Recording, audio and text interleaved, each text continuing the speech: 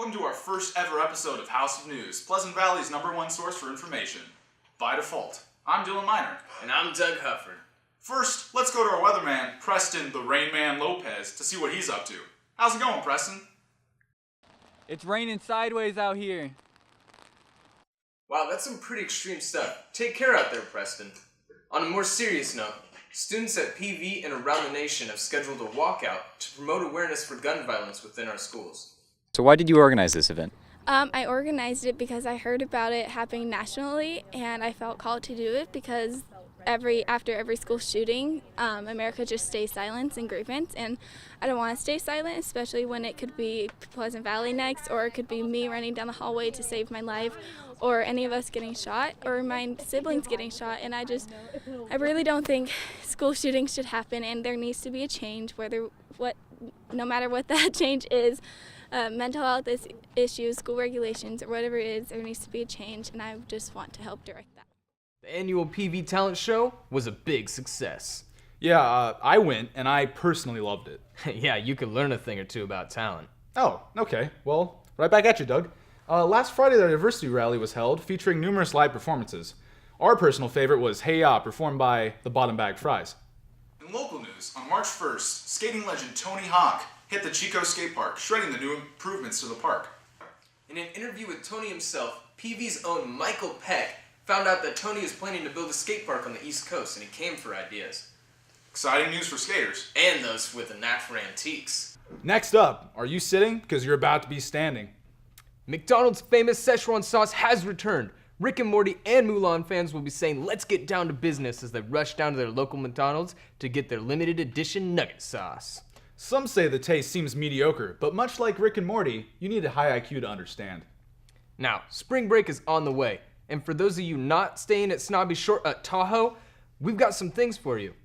While warmer weather does not seem to be in our future, it's time to get out and take the rest that is well-deserved. Well, for the most of you. On to sports!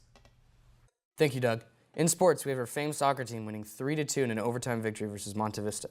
In the second round, we had a hard-fought battle, but lost 2-0. We had an amazing season. The girls' basketball team had an insane victory off of a buzzer-beater 3 in the fourth quarter from Chloe Mayer to win and head into the second round. Here's the clip.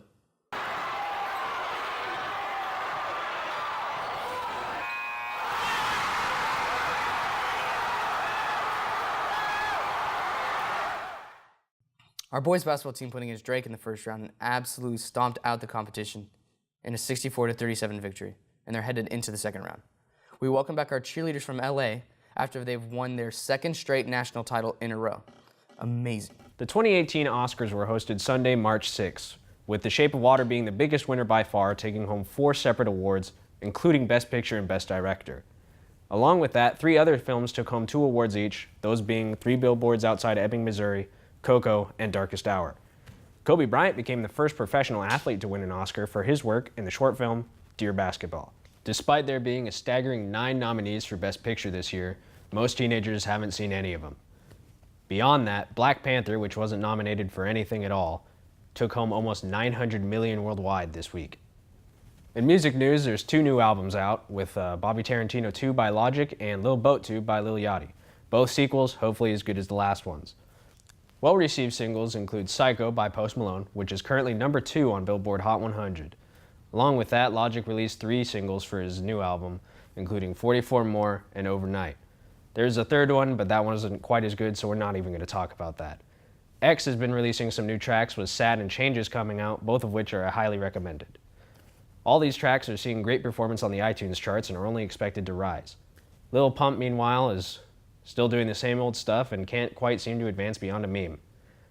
I wish him luck. All right, guys, back to you. Thanks for those reviews, Nick. We'll be sure to check those out. And with that, I'm Dylan Miner. And I'm Doug Hufford. Signing off.